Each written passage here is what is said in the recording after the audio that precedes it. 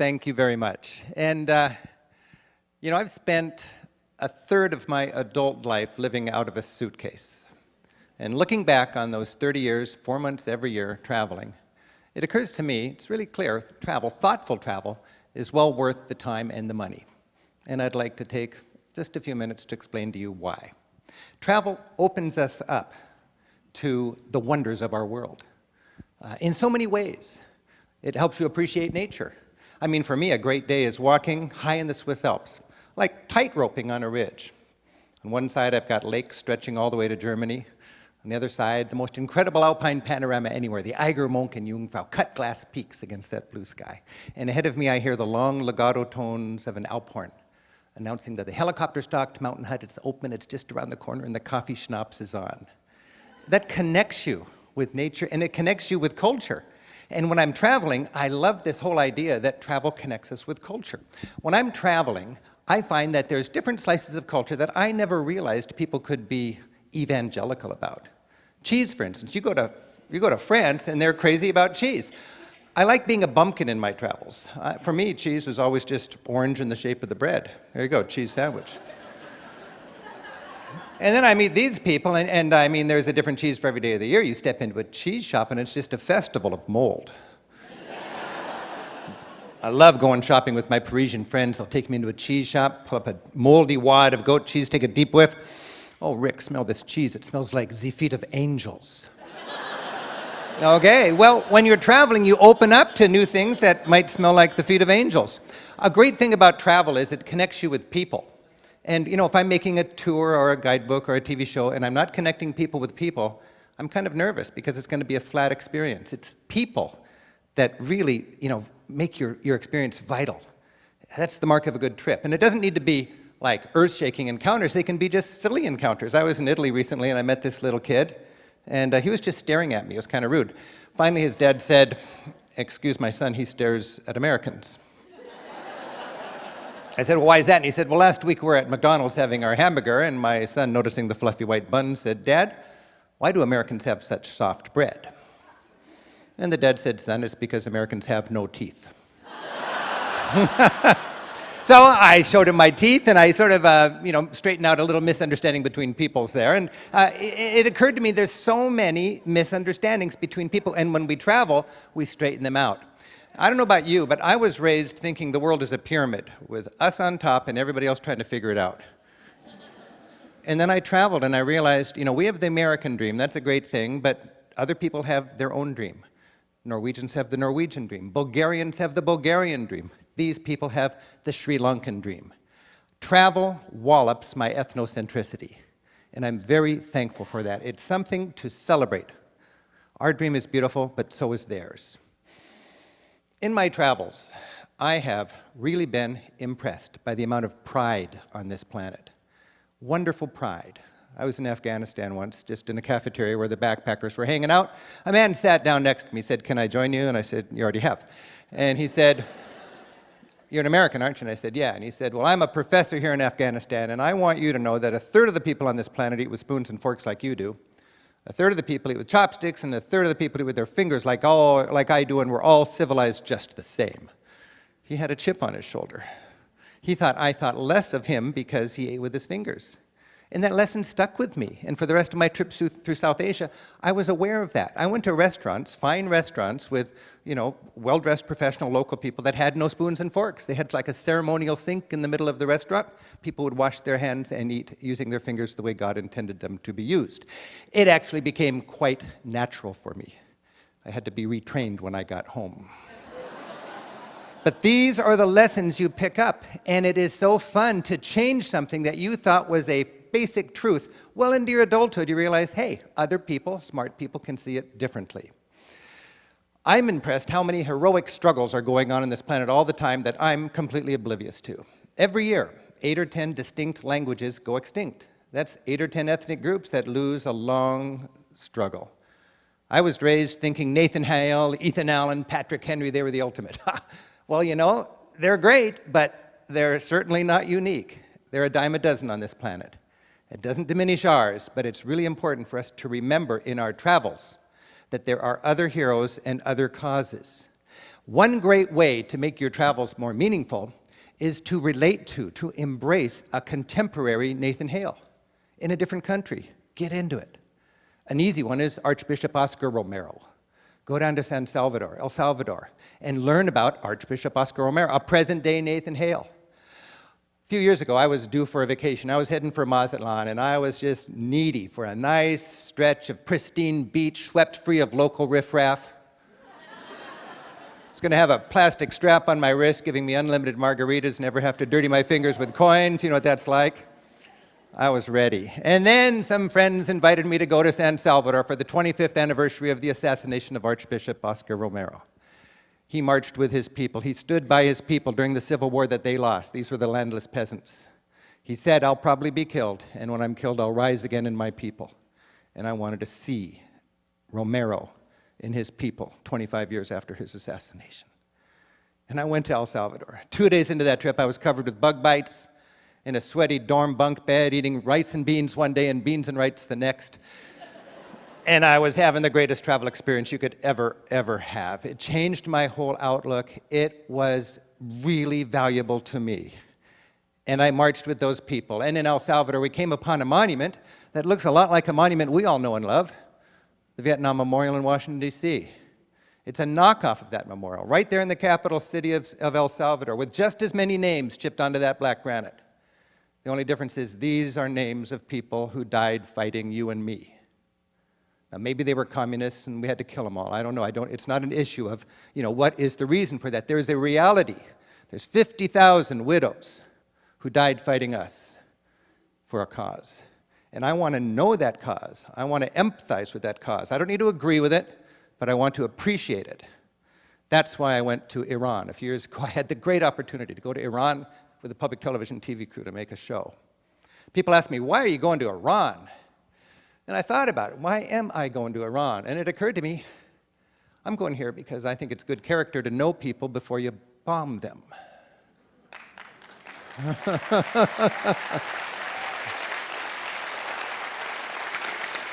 Sometimes we have to kill people, but it should hurt. And it is a nation's inclination to dehumanize its enemies before we go kill them.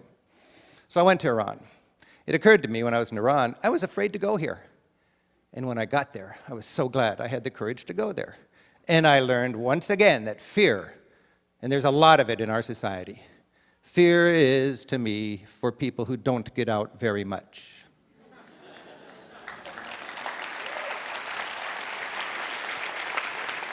Now, when you go to Iran, it's a thriving country of 70 million people. I want to know what makes them tick. I'm in their capital city, Tehran, with about 12 million people, and there's a veneer of hatred there. I mean, look at the banner there. It's an 8-story tall American flag made out of dropping bombs and skulls for stars and stripes, saying "Down with America." And we've all heard about death to America and so on.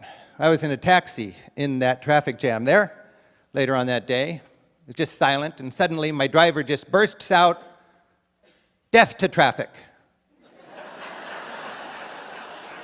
And I thought, no, wait a minute. I thought it was death to Israel or death to America. He said, right now it's death to traffic. And I said, well, what's with that? And he said, here in Iran, anytime something's frustrating to us and out of our control, we say death to that. And I thought about that. I thought, boy, I'm so glad I'm here to understand this with a little more sophistication than a bumper sticker. So he speaks Farsi, he doesn't speak English, he's translating it directly, and to him he's saying, damn that. And I thought, well, have I ever said damn something? Have I ever thought, damn those teenagers? Well, yeah, I have. And, do I really want them to die and burn in hell for eternity? No, it's just after midnight, turn down the music. Damn those teenagers. So when we travel, we gain a little better appreciation of what is the baggage that people are carrying when they respond to us. Think of the baggage we have in our country after 9/11. We're a mighty nation of 300 million people. We lost 3,000 people on 9/11 10 years ago, and it's part of our baggage, just like for our parents it was the Depression and World War II and so on. Well, Iran's got baggage, and we need to understand that if we're going to deal with them smartly. Their baggage, and they've got 1/4 of our population, is losing several 100,000 people when Saddam Hussein, funded by the United States, invaded their country. Now, I don't know if we really funded them, but they think they did, or we did, and that is baggage. And when you travel around Iran, Every town's got a vast martyrs cemetery filled with victims of that war. And for me to see a widow sitting on the tomb of a dead loved one, as she's done every week for decades, knowing the propaganda she's lived through and the struggles she's lived through, that's baggage. I got to understand what she's going through if I can understand their country better. I wanted to know what makes 70 million Iranians tick, and I found out a lot by going to Iran and actually traveling there. I was standing on the street corner one day, and a woman crosses the street. She said, "Are you a journalist from America?" I said, "Yeah." And she did one of these little point on my chest things, and she said, "I want you to go home and tell the truth. We're united, we're strong, and we just don't want our little girls to be raised like Britney Spears." I said, "We got something in common here." And I thought about that. What's her baggage? Well, you know, they grew up with the Shah on the throne. And if you grew up with the Shah on the throne, back then they were bragging the miniskirts are shorter in Paris than they are in Tehran. You don't want your little girl to become a boy toy, a crass materialist, and a drug addict. And for good reason, given her situation, she was afraid of that. I wanted to know, what is the core constituency of the fear-mongering party that rules that country? And I learned. It's small town, less educated, fundamentalist parents. Good people motivated by the same thing their counterparts are here in the United States: fear and love. That's a powerful lesson you cannot learn watching TV. You need to go there and meet these people. A great sort of learning area, wading pool for world exploration to me is Europe. It's kind of my beat. I love going to Europe because we have smart, similar people dealing with similar problems and coming up with different answers. We can compare notes. Europe and America are both wealthy, Christian, democratic, capitalist societies. We're all passionate about government by, for, and of the people. I've thought about this, and I think there's a difference. Here in the United States, we're all about government by, for, and of the people via the corporations we own. Now, that's not a judgmental statement. That's just a kind of an observation, and it might make sense for a government to provide a good environment for our corporations to prosper. I think in Europe, they've got government by, for, and of the people in spite of the corporations they own. I think their government goes to bat for the future, for the poor, and for the environment at the expense of their businesses. I'm fascinated by how the United States is really into legislating morality. In Europe, they've got the same victimless crime issues, and they have different approaches to them. And my friends in Europe always remind me a society has to make a choice: tolerate alternative lifestyles or build more prisons. And then they always remind me we lock up 8 times as many people per capita as they do. Either we are inherently more criminal or there's something funny about our laws. Prostitution's a good example. When you travel around Europe, you realize in a lot of countries, prostitution is legal. Prostitution is not good, nobody would say that, but it's a pragmatic kind of harm reduction that motors their laws and policies about this issue. And they would rather have a situation where sex workers are unionized. In order to get a license, they have to be checked by a doctor or a nurse so they're not spreading diseases. And so when they push their emergency button, a pimp doesn't come to their rescue, but a policeman does. Doesn't work perfectly, but that's their attempt to deal with this problem. We can learn from them. I think it's interesting when you go to Scandinavia, how many drunk teenagers you find on decorated trucks. And finally I asked, what's going on? And it was always in the spring, like May and June. And they said, here in Scandinavia, our kids really get drunk on graduation time, and the parents don't want them to drink and drive. So in a classic European sort of example of pragmatic harm reduction when it comes to soft drugs, the Scandinavian parents pay for the keggers, they hire a truck and a driver, they let the kids decorate it, and the kids go from house to house, and their parents serve them the beer. Now, in the United States, we deal with this problem of teens drinking and driving on graduation with moralism. Just say no. In Scandinavia, they would rather have a situation where, okay, the kids are going to drink anyways. Let's do it so they don't have to lie to their parents, so nobody drives and nobody dies. That's an example that we can learn from.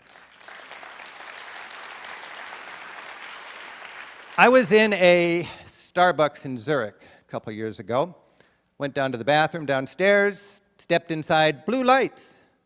I thought, what's this? Blue lights in the toilet. Well, then I realized, oh, I cannot see my veins. I couldn't shoot up if I wanted to. A lot of needle addicts, a lot of junkies on the streets of Europe because they're still alive and they're not in prison. I have to explain that to my groups. I say, these darn liberal Europeans. And I thought, well, this is frustrating for a junkie. You can't shoot up in the bathroom at Starbucks. So then across the street, I noticed a machine that used to sell tobacco. Now it sells syringes, government-subsidized syringes. They're almost free. Nobody shares needles and passes diseases in Switzerland. That would be like unthinkable. The government is into pragmatic, compassionate harm reduction for the solutions to their problems. And then down the street from this needle vending machine is a heroin maintenance clinic called a Cafe Fix, where people can go, get their addiction maintained, get counseling, get their lives back on track, get a job. It's not right or wrong, but they're learning and we can learn from them. And that's a valuable thing about travel as we struggle with persistent problems. When it comes to marijuana, of course, Europe is much more progressive in this regard. In Holland, the coffee shops sell marijuana. Now, a lot of Americans worry there's a whole reservoir of people that would love to ruin their lives smoking marijuana if only it was legal. Well, it's been 25 years since they arrested a pot smoker in the Netherlands, and what they found after 25 years is use does not go up. As a matter of fact, by every measure, Dutch people, young and old, smoke half the marijuana per capita that we do here in the United States. Portugal legalized the consumption of all drugs 10 years ago. A lot of Americans are worried about the gateway element of marijuana. You know, you smoke marijuana and suddenly you're a heroin addict. Well, in Portugal, they're worried about that too, and they've found the only thing gateway about marijuana is its illegality, because when it's illegal, you got to buy it from a criminal on the street who has a vested interest in getting you hooked on something more addictive and more profitable. We can learn from Europeans, and it's exciting.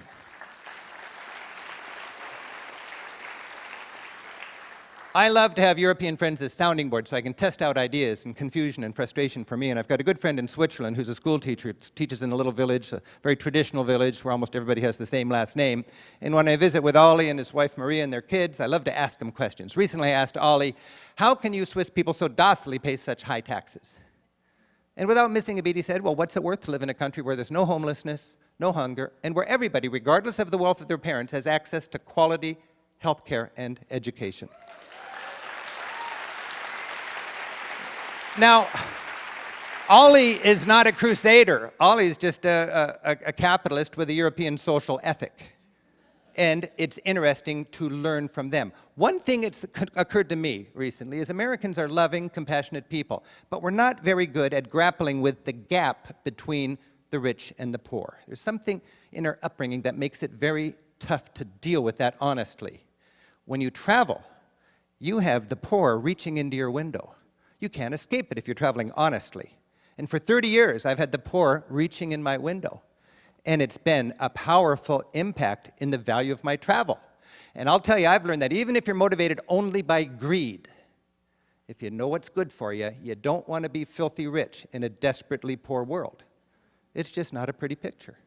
I was down in El Salvador last Christmas. Any middle-class neighborhood has to pool its money to have an armed guard on the corner, just to protect them from angry poor people. And you don't want to raise your kids behind designer fortifications. We are on a track to that if we don't learn from the other parts of the world that have not dealt with this very smartly. Let me finish by taking you to Turkey. I just love Turkey, and as a tour guide, I had the chance to take a group to get to know a whirling dervish. I knew this dervish, and I asked him, can our group come and watch you pray? And he said, well, I'm not a photo op. And if you can watch me pray, but I want you to know what I'm doing. I said, great. So we went up onto his roof, the sun was setting, he was wearing his robe and his hat, and he said, and I'll just paraphrase it, he said, I'm a dervish, that's like a monk that follows Mevlana, who was sort of a teacher in Islam like St. Francis was in Christianity, a real teacher of love. And as a dervish, I pray 5 times a day, meditating on the teachings of Mevlana. I plant one foot in my community, in my home. The other foot goes around the world, acknowledging the variety in God's great creation. One hand goes up to receive the love of our Creator, and the other hand, like the spout on a tea kettle, goes down to shower God's love on His creation. And I whirl, and I whirl, and I lose myself in that trance, thinking about the teaching of Mevlana. To be there as a tour guide with my group, watching him, his head tilts over, his robe billows out, And he loses himself in that beautiful thought. I thought, wow, I am really understanding now, like my group was, that this man is very different from us, but he's fundamentally the same. And if we can take home that understanding, that's the very best souvenir possible. And for the rest of our lives, when we look at the rest of the world, rather than fear its diversity, we can better celebrate it. Now, appreciating the value of travel is nothing new. 1,400 years ago, Muhammad said, "Don't tell me how educated you are, tell me how much you've traveled." Thomas Jefferson traveled, and he wrote that travel makes a person wiser, if less happy. Mark Twain traveled, and he famously wrote, "Travel is fatal to prejudice, bigotry, and narrow-mindedness."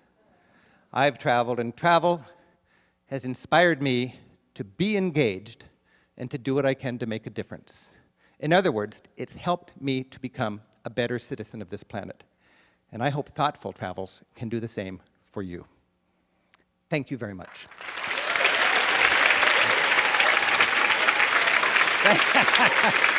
Thank you. Thank you.